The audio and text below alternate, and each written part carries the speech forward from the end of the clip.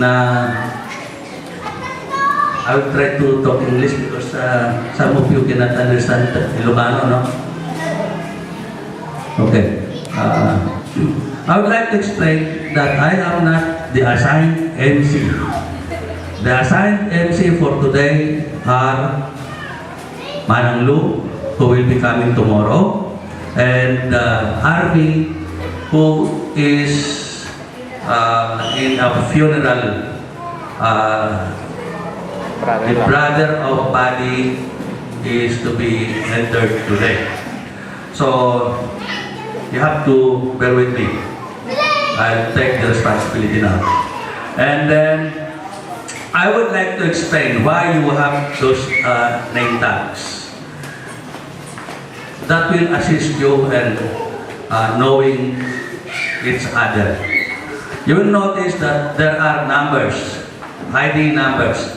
If you want to, if you can face your seatmate, you will see that it is there is a prefix of E, which pertains to Eugenio, our grandfather.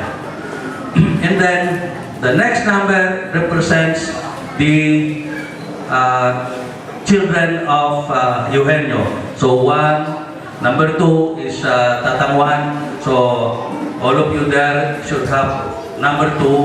And then number 3, Tatang Stong. Number 4, Patricio. Number 5, Uncle Simon. Number 6, Auntie Aning. Number 7, Cesar. Number 8, Auntie Belen.